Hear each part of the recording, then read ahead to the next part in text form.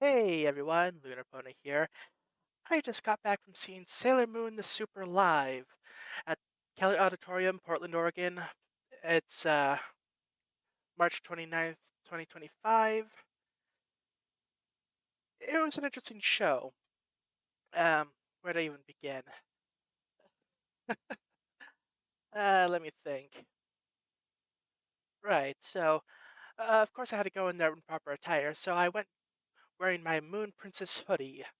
That's right, a hoodie with the emblem of everyone's favorite Moon Princess herself, not Sailor Lu, Princess Luna of Equestria. Okay, yeah, wrong Moon Princess, but it's the best I had at the time. But yeah, despite the name, it's not actually based off the third story arc, which was dubbed Sailor Moon Super for the '90s anime. Hold on, let me just suggest that. It's always weird having both ears covered. Like, I just hear myself really booming, and it's like distracting. Anyway, but yeah, it's actually a highly abridged version of the first story arc, the Dark Kingdom story arc. And yeah, when I say heavily abridged, I mean it. I'll admit, it does kind of have some pacing issues. Also, slight spoilers ahead. But then, if you've seen the Sailor Moon anime or read the manga, you kind of know what to expect. So, on the plus side, the music was good. The choreography was great. Um, but yeah, so the musical. Also, I tried to get some merchandise, but by the time I got to the merchandise stand, they were out of the light sticks, and it's fine. The merchandise was kind of meh anyway.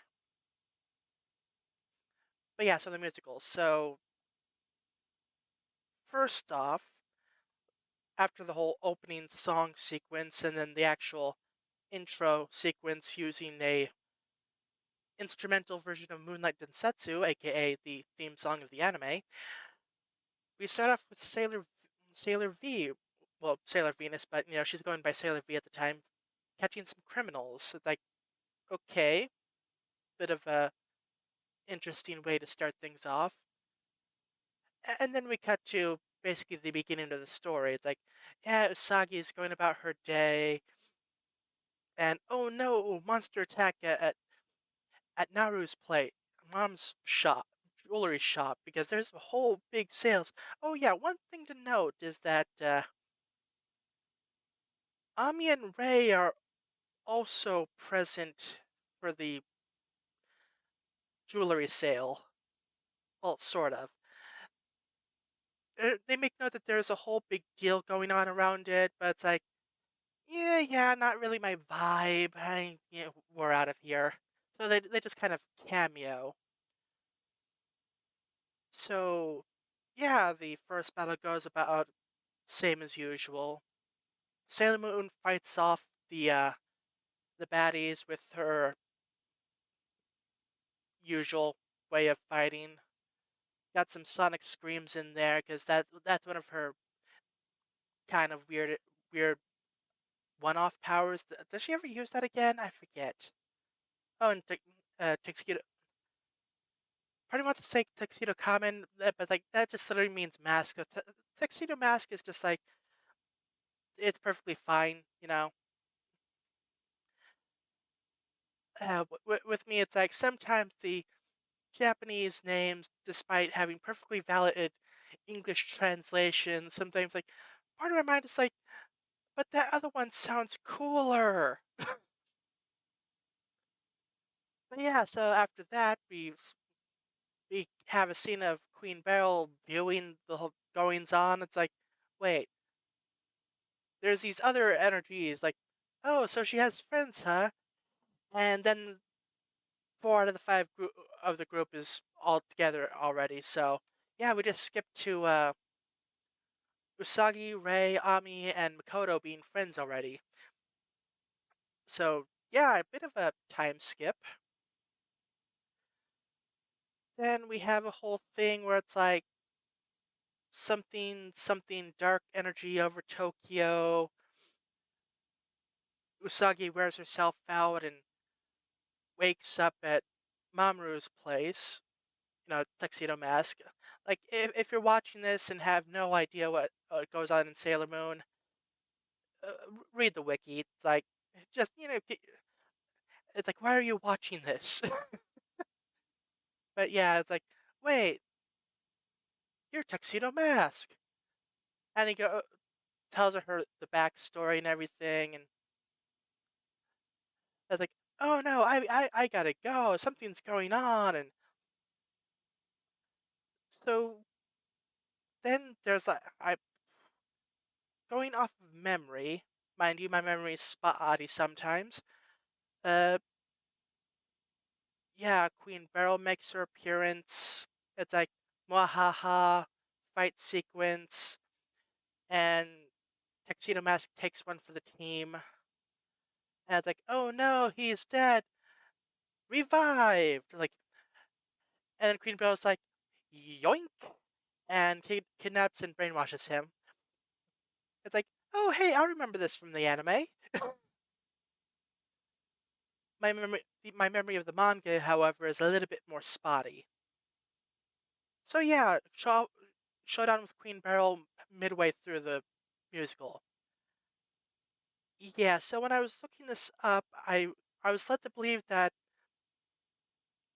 well, this would be a highly abridged version of the story. It would at least have one of the Shiteno, or four Heavenly Kings, or the mini boss squad of season one, in the form of Kunzite or Malachite, if you're familiar with the Deke dub. Yeah, they kind of changed a few names around back. Well, okay, they changed a lot of names around back then, but you know, but I was led to believe that at least one of them would be present. Turns out that's not the case. Yeah, it's just like Beryl and a bunch of faceless minions. What can you do? Uh, so yeah, the team regroups and Sailor teleports to the Dark Kingdom, which, did they have access to the Sailor teleport at this point of the story? I could have sworn that was a second story arc thing.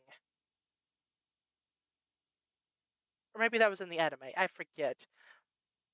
But I don't remember, like, the Sailor teleport and, spoilers, the Sailor Planet attack being a season one thing, or first story arc thing.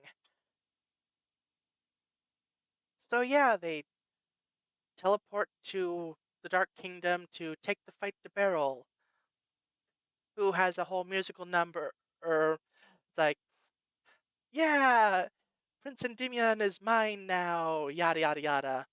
Prince Endymion, of course, being Mamoru's name back during the Moon Kingdom. Again, you should know this by now, but yeah, so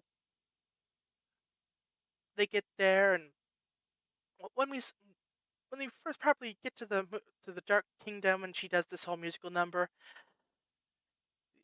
Oh right, I should mention. So during this whole thing, there's a big screen in the background used for action effects, subtitles, dialogue, subtitles, images to signify, like, backgrounds of places and locations and all that. For the Dark Kingdom, you have a bright lit up sign with, like, all the light bulbs. Dark Kingdom, all in, like, bright lights. It's like, okay. Apparently, the Dark Kingdom is a sleazy bar in the bad part of town. But yeah, the group shows up. Usagi finds Tuxedo Mask. And it's like, oh, it's you! And he does this whole musical number, like, ah, yes, I love you, yada yada yada. But yeah, the team shows up, and Ray's like, I sense evil in him. Don't fall for his tricks. And so they fight, and at some point, Sailor Venus pulls out the Moon Sword. I know that was a big deal in the manga, not so much the anime. unless you're talking Crystal, which has its own issues. But yeah, she stabs Beryl. She Sailor Venus just straight up kills Beryl.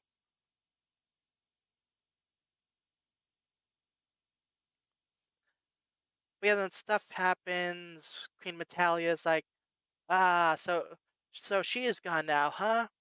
And then Sailor Moon and Tuxedo Mask fight, and Sailor Moon is forced to strike him down, and like, oh no, he's dead. Takes a sword, and like offs herself, and everyone's like, oh no, and Metalia's like, aha, now I have the silver crystal. I will destroy everything. Oh yeah, one thing I just remembered one thing. During one of the Queen Beryl segments, it's like, yeah, Metalia, she if I give her the crystal, she'll destroy everything. But sunk cost fallacy and all that. She didn't actually say that, but there was the general gist of it. But then it's like, you know what? Screw Metalia. I want the crystal. I want to get it before Queen Metalia does. Not that she, not that she really does. But so yeah, Tuxedo Mask is dead. Sailor Moon is dead. Metalia has the crystal. All seems lost until the power of friendship or something. Basically, yeah, Sailor Moon not actually dead. See, when she was back at Mamoru's apartment, apparently she had his broken pocket watch in her pocket or something and forgot to give it back, and it just so conveniently managed to get in the way of the sword. So yeah, so she powers up, gets the crystal all set, revives revives Tuxedo Mask, and they blast Metalia. And all was good in the world. So yeah, like I said, very highly abridged. Again, spoilers. But yeah, so far a few nitpicks. Like I said, the pacing is kind of rushed. And now keep in mind, I've actually, well, not in person, but I've watched several of the other older musicals back from like the 90s and early 2000s. And several of the fight scenes, which were backed with just instrumental music, those would normally be actual. There would be actual songs in during those fight scenes. But oh, Tuxedo Mask is doing has a fight scene. He would have his own themes or his own song, and maybe throw out a Tuxedo La Smoking Bomber attack or something. Although I'm not too sure if he did that in the first Dark musicals. I need to check. Yeah, in the musical, Tuxedo Mask actually has attacks.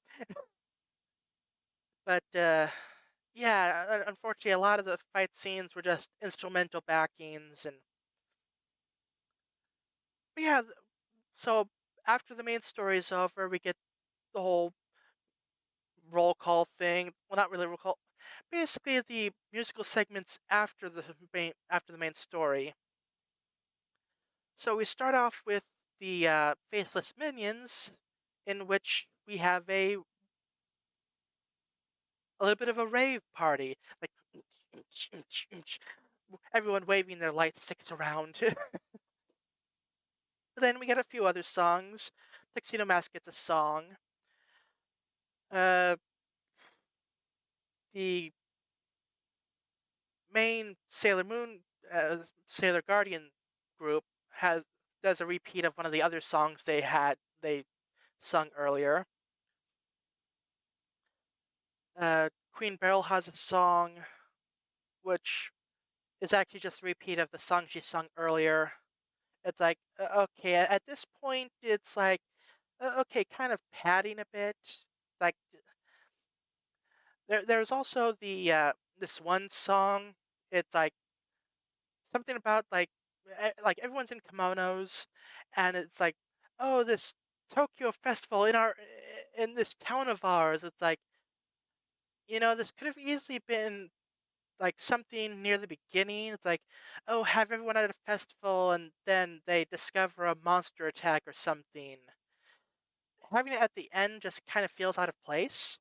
Like, I don't know. It's just me. But the two highlights of the musical, and keep in mind these were at the very end. The actual final segment being, of course, Moonlight Densetsu, the opening theme song of the anime, actually being sung as like the final song. But for me, my main highlight, Last Soldier, featured in almost every single one of the musicals and episode 88 of the anime. I was worried it would not show up in the musical, but I was not disappointed. It's a slightly newer rendition of it, but still, I love the song. It's just mm, amazing. So yeah, like I said, the music was good, the choreography was good, plot was a bit rushed, the ending was a bit padded. Also, they started like 10 minutes late. It's like people were just not getting in their seats quick enough, and yeah, I guess like everyone bought the light stick, so they sold out. So unfortunately, again, I couldn't get one, which is unfortunate. But from what I've heard, the musicals in Japan had better merchandise anyway. Like they had like the transformation sticks and everything, whereas we just get like, oh, color changing light cylinder, which I mean, sure, cool and all, but I mean, of course, there's also like the totes and the shirts and posters and everything, but it's like, eh. Plus, my ride was waiting for me after the show, so I kind of decided like, okay, they don't have the light stick, and I don't really need any more like I have too many shirts, so I decided like, yeah, you know what? No merch this time. Who knows? Maybe it'll come back another time if this run is successful. Maybe they'll bring over one of the other musicals. But yeah, who knows? So yeah, I definitely enjoyed the show. I don't regret going. I do wish it was. I do wish there were more songs. Like I felt like there's about. I felt like at least a third of the songs were during the end segment. Like if you don't count the repeat. Okay, if you count the repeats, some of the end segments would also count as a repeat. So anyway, so yeah, I enjoyed myself, and yeah, this has been my report about Sailor Moon: The Super Live at the Keller Auditorium in Portland, Oregon, March 29th, 2025. So yeah, don't know what I'm gonna do in another one of these videos, but who knows. So yeah, until next time, take care, and I will see you all in the next video. Bye bye.